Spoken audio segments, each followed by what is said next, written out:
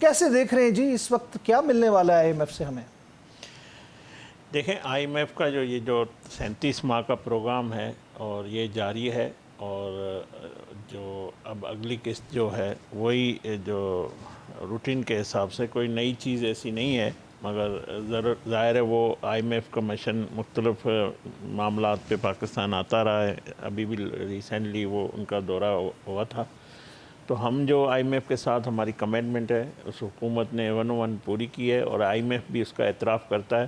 میں سمجھتا ہوں کہ IMF کی جو گزارشات ہیں یا جو ان کی گائیڈ لائن جس کو ہم سمجھیں کہ معیشت کی بہتری کے لیے، وہ ہمارے ملک کے لیے کی معیشت اور ہمارے انٹرسٹ میں ہے کہ ہم اس طرح پاکستان کو آگے بڑھیں، وہ پالیسی رکھیں تاکہ جس طرح یہ ملک جو ہے ہم چاہتے ہیں کہ یہ آخری پروگرام ہو IMF کا. وزیر اعظم شہباز شریف صاحب بار بار اس کا مطلب اظہار کرتے ہیں کہ اللہ کرے یہ آخری پروگرام ہو اور اس کو ہم خدا حافظ کریں IMF. لیکن معاشی ماہرین اس بات سے اختلاف کرتے ہیں، وہ کہتے ہیں ہرگز یہ آخری پروگرام نہیں ہو سکتا.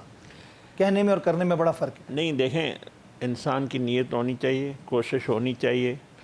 ہم کوئی قرضہ نہ لیں یا کوئی ایسا پروگرام نہ لیں جس سے ظاہر جو ہے یہ کوئی کہے کہ ہاں ہمیں اور قرضے لینے ہیں، تو ہم اگر یہی ہماری سوچ ہوگی تو ہم آگے کیسے بڑھیں گے؟ 5 سے 6 ارب تو ہم صرف قسطوں کی اور سود کی مد میں ادا کرتے ہیں. جی انشاءاللہ. دیکھیں پہلے بھی 2017 اور جو قرضہ لیں گے اس میں امداد اس کو بڑھایا جائے گا. میں آپ کو نواز شریف صاحب کے دور میں وزیر اعظم نواز شریف صاحب تھے، وزیر خزانہ اسحاق ڈار صاحب تھے، تو ہم نے IMF کو خدا حافظ کہا تھا، اس کا پروگرام کمپلیٹ کیا تھا. تو اب کیوں نہیں کر رہے ہیں؟ اتنے سالوں سے کیوں رکاوٹ آ گئی ہے؟ یہ ہماری قیادت ہے، یہ مسلم لیگ نون کی قیادت ہے جنہوں نے ہمیشہ یہ ان کی پالیسی ہے، اور ہماری ایک سوچ ہے، ہماری ایک نیت ہے کہ ہم قرضوں کا بوجھ کم کریں. یہ جو ہم سود دے رہے ہیں جو بھی ہے، ظاہر ہے ہماری کمٹمنٹ ہے، ہم نے لیے تو ہمیں ادا کرنے ہیں بطور ایک ملک، ہماری جو ذمہ واری ہے. مگر ہم چاہتے ہیں کہ مزید بوجھ نہ دیں. تو یہ جو خوشخبری ہے مزید قرضہ ملنے کی امید ہے؟ دیکھیں یہ IMF کا پروگرام ہے، اس کا وقتاً وقتاً ان کی قسط جو ہے جس طرح شیڈول ہے شرائط کے ساتھ وہ جاری ہوتی ہے، وہ اس طرح جاری رہے گی. یہ بتائیے گا کہ یہ 15 روپے کا ریلیف جو ہے یہ IMF کی شرائط میں شامل تھا جو نہیں دیا گیا عوام کو؟ تقریباً کہا جا رہا ہے کہ یہ 15 روپے کا ریلیف تھا.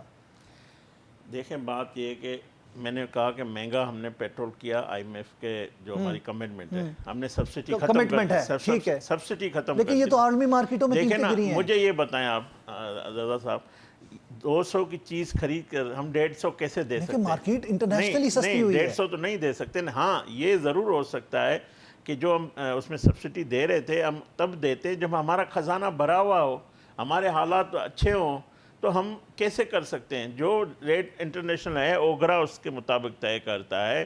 جو IMF سے کمٹمنٹ جس بھی شعبے میں ہم پوری کریں گے. پہلی ہماری پرائرٹی ہے، کیونکہ ہم نے IMF سے مس کمٹمنٹ کی بطور عمران خان نے سر وہ تو ہو گیا، وہ تو ٹھیک ہے، مگر اب ہم ایسا کوئی کام نہیں کر سکتے کسی بھی جتنی شرائط پہ آپ قرضے لے رہے ہیں ہر دفعہ جو ٹرنچ آتی ہے اس پر نئے شرائط مسلط ہوتی ہیں.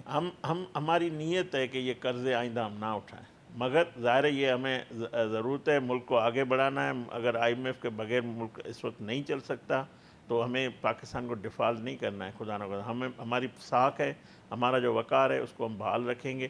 ہاں یہ مہنگائی کا جو یا IMF کی وجہ سے کچھ جو عوام پہ لوڈ آتا ہے اس کو ضرور ہم برداشت کر رہے ہیں. ٹھیک ہے. اچھا یہ بتائیے گا کہ جو ہم سولر پالیسی بنا رہے ہیں، سنا ہے کہ جی تقریباً اس پہ ٹیکس بڑھا دیا گیا ہے، جو ریٹس کے حوالے سے 10 روپے فکس کر دیا گیا جو 27 روپے ہوتا تھا. ہم مہنگی بجلی خرید سکتے ہیں IPP سے اور وہ اپنی عوام پہ بوجھ ڈال سکتے ہیں. تو سولرائزیشن جو ہو رہی ہے جس سے وہ IPPs کے معاہدے ختم ہو سکتے ہیں، ان کی ضرورت ہی ہمیں نہیں رہے گی، ہم ان کو کیوں نہیں ختم کر رہے ہیں؟ عوام پہ کیوں بوجھ ڈال رہے ہیں؟ دیکھیں IPPs کا معاملہ یہ جو معاہدے تھے ایک حکومت کا نہیں تھا، یہ کئی سالوں سے پرانا معاہدے مختلف وقتوں میں میجورٹی جو ہوئے پیپلز پارٹی اور نون لیگ کے دور میں ہوئے، نہیں ہے PTI کے دور میں بھی ہوئے، کچھ ہوئے 2015 کے بعد ہم دیکھیں وہ بھی نون لیگ کا دور کافی ہوئے ہیں. جو اس وقت عمر ایوب صاحب اپوزیشن لیڈر جو تنقید کرتا ہے اس کے قلم سے ہوئے ہیں، کافی چیزیں ہوئی ہیں، ہر حکومت میں ہوئی ہے. مگر اس میں ایکشن کس نے لیا؟ وزیر اعظم شہباز شریف صاحب نے. IPPs کا جو معاملہ ہے ہم اس کو احسن طریقے سے حل کر رہے ہیں. ظاہر ہے ہمارے جو کمپنیوں کے ساتھ ہیں ہم نے کوئی اس طرح سولر صارفین پہ کیوں بوجھ ڈالا جا رہا ہے؟ جی بالکل یہ کمپلین آ رہی ہے اور یہ لوگوں کی شکایت ہے. میں سمجھتا ہوں وزیر اعظم اس کا ضرور دیکھیں گے.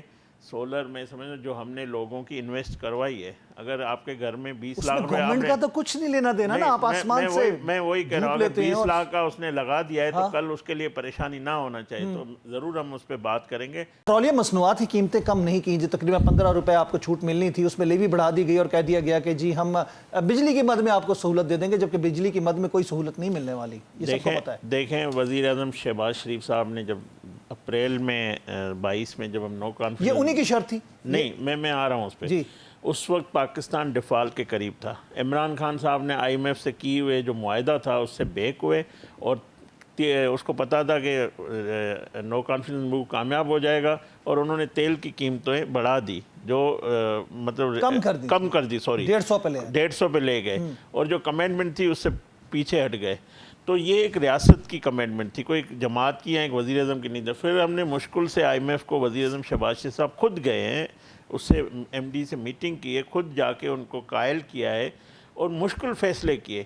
اور مشکل فیصلوں کا بوجھ جو ہے ہماری پاکستانی قوم نے قربانی دی ہے. یہ ہم اعتراف کرتے ہیں کہ جو مشکل فیصلے تھے, قیمتیں تیل کی بڑھی, جب تیل کی قیمتیں بڑھی تو عوام نے اس کو, اس پیٹرول کو خریدا اپنا قومی معاملہ سمجھ کر, قومی جو ذمہ داری سمجھ کر. میں سمجھتا ہوں پاکستانی عوام کو ہم خراج تحسین پیش کر.